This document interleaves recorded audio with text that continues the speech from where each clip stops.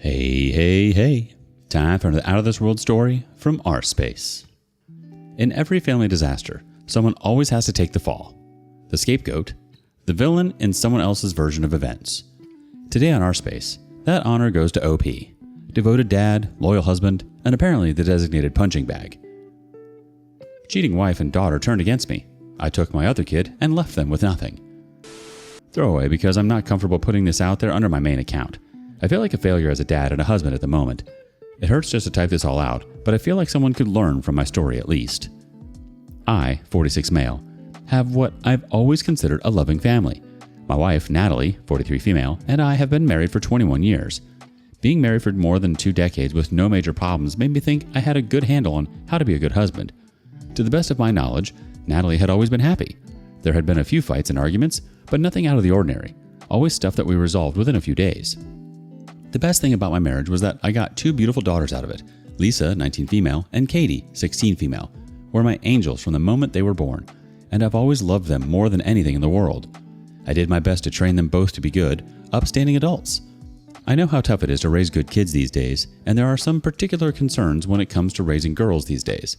So I did my best to lay down some discipline while still being an approachable parent that they could come to with their problems. The only issue was that Natalie had other ideas when it came to raising them. My wife had a soft spot for Lisa, and she wasn't afraid to show it. The two of them had always been best friends from the moment Lisa was old enough to say Mama. They followed each other everywhere and did everything together. At first, I thought it was sweet, but the problems started when Kate was born. Lisa was her obvious favorite. That annoyed me more than anything. I don't like the idea of parents having favorites. People say it's impossible not to have a favorite, but I disagree. At the very least, you need to try not to show your preference. It can really mess a kid up.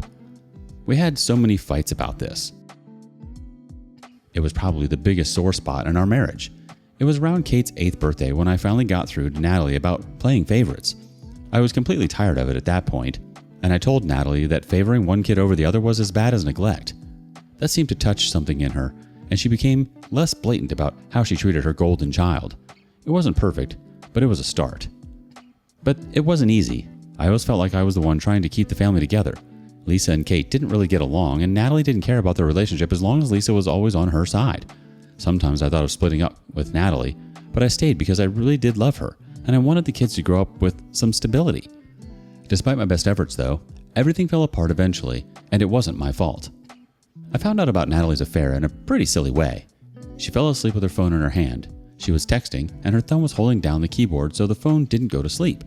I picked up her phone to plug it in for her, and that's when I saw her screen was full of heart emojis. I almost didn't bother to check it, thinking she was just sending cute texts to the kids. But it caught my attention, and I took a closer look. That's when I found out what was really going on. She'd fallen asleep while flirting with Bill. The messages left no room for doubt about what they were doing, but what was worse was that I knew him. The name was pretty common, but once I saw his picture, I recognized him immediately. I'd only met Bill in person a few times, but I knew him well enough. He was a local businessman who'd I met a few times through work. My company did some work with his once in a while, and I usually had to communicate with him directly. We mostly communicated through email or in person, so I had no idea how she'd even met him or gotten his number. I went through a lot of feelings, shock and anger at discovering the affair, then confusion when I found out it was Bill, and anger again once I'd processed everything. It felt like it came out of nowhere to me. I took her phone out of her hand and went through her messages. I got all the way to the beginning, but I still couldn't figure out how she knew him. I found out a lot of other things though, like how frequently they met up and what they did when they were together. It destroyed me. I felt a tightness in my chest and seriously felt like I could be having a heart attack. I had to take a moment to breathe and make sure I was all right. I was fine, physically, but inside I was ruined. I couldn't believe that she would do this after 2 decades together. I thought we were long past the stage in a relationship where you need to worry about infidelity. Why would someone step out on so many years together for a fling? I couldn't understand the thinking behind it. The next morning I didn't say anything about it. I was still lost. I hadn't slept a bit the night before.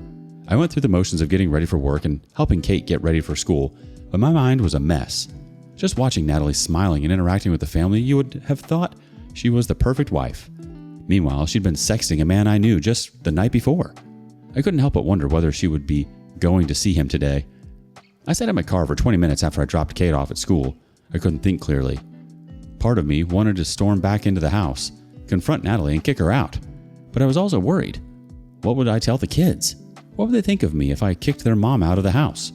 I knew something had to be done, but I didn't know where to begin. I've never excused infidelity or cheating, but I hesitated whenever I thought about how long we had been together. 21 years feels like a lifetime. We had kids together, a whole life we built together. She was the one who'd stepped out on us, but I felt like I was the one who would be throwing our lives away if I went for a divorce. Looking back, I realized that I wasn't thinking straight. I was in shock. Maybe I was some sort of grieving in a way. Once I had time to process it, I came to terms with the fact that I couldn't sweep this under the rug and move on with my life. The longer I acted like nothing was happening, the longer she'd have to keep making a fool of me. Their affair would eat me up from the inside, and she'd keep living her life happily. I wasn't going to let that happen. I wanted to protect the kids too. Lisa was already in college, so she wouldn't be as badly affected as Kate, but it wouldn't be easy on either of them. I particularly wanted to fight for the custody of Kate. I didn't want her growing up with a cheating mom, thinking that was the normal way for a woman to act. I wanted to make sure she grew up with a good set of morals. Unfortunately, I soon found out that I'd failed at that when it came to Lisa. I couldn't sit on the knowledge of her affair forever. Once I'd recovered from the initial shock of it, I decided to come up with a plan. I couldn't be sloppy about things because custody of Kate was on the line, so I decided to hire an investigator to come up with the proof of the affair. I was a bit surprised that he turned out to be a well-dressed young man in his early 30s. I guess I expected someone closer to my age in a trench coat and a fedora. He turned out to be excellent at his job, though, because he came back with more than just evidence. First, he got what I expected: photographs of the two of them going into the same car, entering and leaving hotels together, along with timestamps of all their movements. There was some video as well. He told me that it might be hard to watch. It was a video of the two of them making out in the front seat of Bill's car. It was one thing to know about the affair, but actually seeing my wife of 21 years throwing herself at another man was too much for me to handle. I didn't react emotionally, but it wasn't easy. It was overwhelming to watch. Now that the facts couldn't be denied, I had to make my move. I spoke to a divorce lawyer, the PI recommended, and filed for divorce. The whole process felt unreal. Natalie was a woman I'd pictured myself growing old with. We'd already built a beautiful life together, and now here I was talking to a lawyer about how I wanted to end everything. I knew it wasn't my fault, though. She'd started the whole mess, and I was just putting a stop to it. With all of my evidence in hand, I was ready to tell Natalie that I knew everything. I dropped Kate off at school and then went back home to talk to Natalie. She was cleaning up in the kitchen when I came in and dropped the photos in a USB drive in front of her. She looked down at the pictures, then froze solid. I stood there waiting for a response from her. She thumbed through the photos wordlessly, except for when she muttered, "Oh, God." She didn't ask what was on the drive. I'm sure she could guess it wasn't anything good. When she was done, she looked up at me with tears in her eyes and said she was sorry and that she didn't mean for things to happen like this. I wasn't interested in her excuses. I told her to tell me how she knew Bill. She looked down and said she'd taken his number from my phone. She claimed she'd been looking for something on my phone and came across his number. She looked him up and started to fall for him. Then she called him and they started a relationship. She insisted that it had started out as just companionship, and then things had spiraled out of control. I shook my head in disgust. Here I was thinking Bill had come onto her somehow. Instead, she was the one who had hunted him down. It was pathetic. All I could think to ask was why? Why did she think it was a good idea to go for him in the first place? She just cried and said she was lonely, but I knew the real answer. Bill was pretty wealthy. It was about the money. Of course it was. I cut off her excuses and told her that I was done with her. I had copies of the photos and videos, and I had already filed for divorce. I can't understand why she cheated, and I never would. But if the happy life we'd built together wasn't enough for her, then I didn't need her. She stared at me and said, "What about the kids?" I replied that she should have thought about that before she started the affair. It would be tough to explain things to them, but we had no choice now because of her. She started sobbing harder and said she didn't want to lose her family over a mistake. I laughed bitterly and told her she couldn't call it a mistake. Taking Bill's number out of my phone and calling him wasn't a mistake, it was a calculated decision. Telling the kids about the affair wasn't easy. Kate took it pretty hard. She cried and asked if there was any way we could work things out. I just told her that her mom had made a mistake that would be very hard for me to forgive. The trust was gone, and there was no way we could work through it. And that brings me to when we told Lisa. We'd asked Kate not to talk to her sister about it until we'd had a chance to talk to her in person. That wasn't hard since Kate and Lisa didn't talk much anyway. Lisa came home the weekend after things blew up. We talked to her together, even though I couldn't stand to look at Natalie at that point. We hoped that would make it easier for her to take things like an adult. I was in for a rude surprise. She was silent when I explained what had happened. Her mom had an affair, and I couldn't stay with her anymore. When I was done, she said, "Is that all?" I was confused, but I confirmed that was it.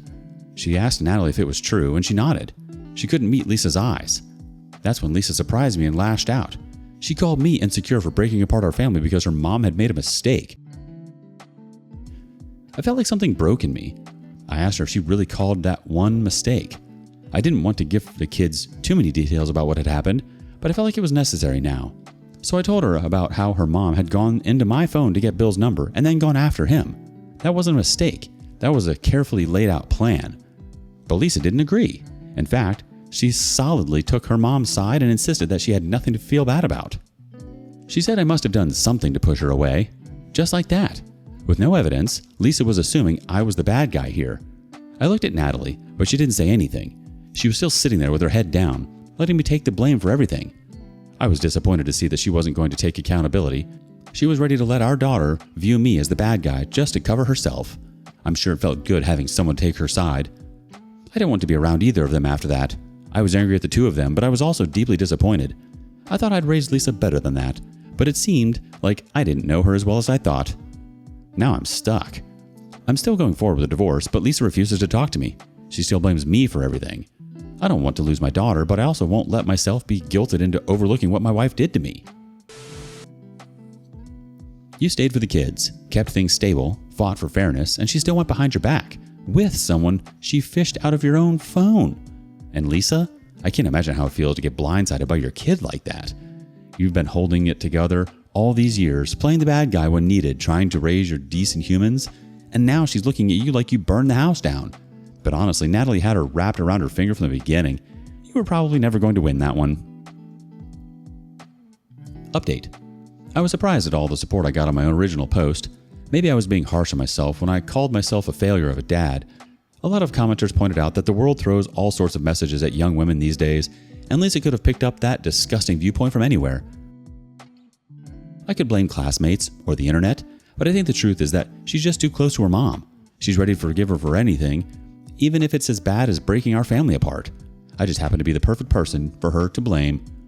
The divorce was the hardest thing I've ever gone through, not just because it was expensive and emotionally draining, but because it tore my family apart.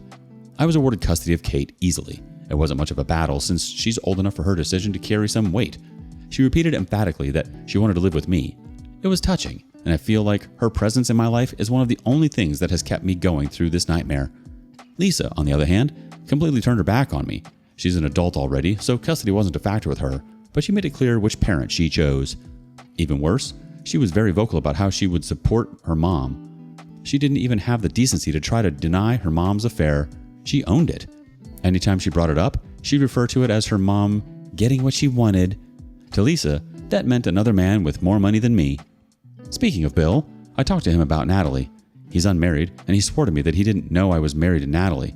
He told me that she'd called him out of nowhere and told him she'd gotten his number from a friend. He explained that they'd just been having fun, and that he never would have done anything with her if he knew she was my wife. I had no real way of knowing if that was true, and I honestly didn't have the energy to pursue it and find out. I wasn't out to ruin his reputation or anything, so I just made it clear to my employer that there was a conflict of interest and I couldn't be involved in any business dealings with Bill. Even if I didn't blame him, I couldn't pretend everything was normal and shake hands with a man who played a part in my marriage falling apart, even if it was unknowingly. After that, everything changed. Having custody of Kate helped me out in ways I didn't expect. When the divorce was finalized, I got the house because the judge didn't want to destabilize Kate's living situation more than necessary.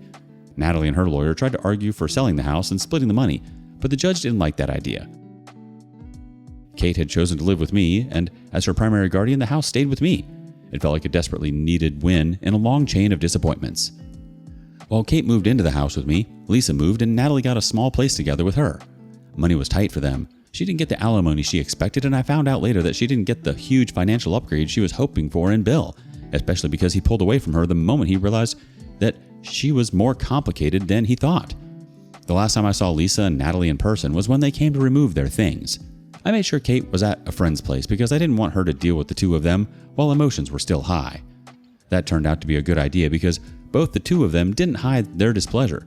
Natalie cried the whole time and didn't say much. She just packed her things while tears streamed down her face. I didn't say anything to her either. Lisa glared at me the whole time, but she didn't say much either. I know Lisa, or at least I thought I knew her, and I got the feeling that she was exhausted. Maybe the reality of the situation was settling in for her. Before they left, I pulled Lisa to the side. I asked her if she was doing okay. She might have chosen her mom over me, but she's still my daughter, and I wanted to make sure she was all right. She didn't say anything at first. Then she sighed and said Natalie had been crying nonstop. She told me Bill had called her mom, shouted at her, and then broke up with her. She said Natalie had blamed everyone for that. She'd blamed me and Kate first. Then she'd blamed Lisa, saying that no man wanted to date a woman who lived with a teenager. I shook my head. Natalie was the one who had suggested moving in with Lisa. Looking at her, I could tell she realized she'd made a mistake. Her mom was taking every opportunity to push the blame onto someone else, even when it was the only person in her corner. She opened her mouth like she wanted to say more, but she just turned around and left. She looked like she was on the verge of tears. She's my daughter, and I felt bad for her, but I wasn't going to bail her out just yet. She'd betrayed me and hadn't even apologized. Maybe when she learned her lesson and admitted she was wrong, I'd be ready to start the process of forgiving her. I might be her dad, but I'm still human. I need time to heal too. Besides, I have a more important job to do. I need to shield Kate from the fallout of this divorce and make sure she grows up into the responsible young woman she has to be. I don't want her to repeat the mistakes her mother and her sister made. I even started taking some time off just to spend more time with her. No matter how tired I am, I make sure to find the time to cook with her, watch movies, or just sit and talk. I started therapy shortly after. I wasn't falling apart or anything. I just wanted to make sure I wasn't carrying any anger or resentment that would poison my relationship with my daughter.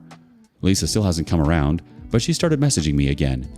She and Natalie had a huge argument, and Lisa ended up moving out to stay with a friend. She said her mom had become bitter ever since the divorce, and she'd just gotten worse after the breakup with Bill. She didn't get the huge alimony she wanted, and Bill's wealth wasn't there to cushion her. Reality was hitting Natalie hard, and I was satisfied to hear it. Lisa hadn't apologized outright, but she just says she wants to check in with me. I have a feeling she's dancing around the subject of coming back into my life. I haven't pushed. I'm open to a life with her in it again, but she needs to do the work of rebuilding. I'm still working on getting myself and Kate back in order, and I'm not ready to start the messy process of forgiving Lisa just yet. I'm happy to let her and Natalie have a dose of reality. They both deserve it. Lisa messaging you again? That's not nothing. It's not an apology, but it's a start. You're right not to throw open the door just yet. She has to sit with what happened, really sit with it, and decide if she's ready to take responsibility. What would you do if you were in this situation? Let us know in the comments. And thank you for joining us today on rSpace. Be sure to like and subscribe and hit that notification bell so you don't miss out on our next video. See you soon.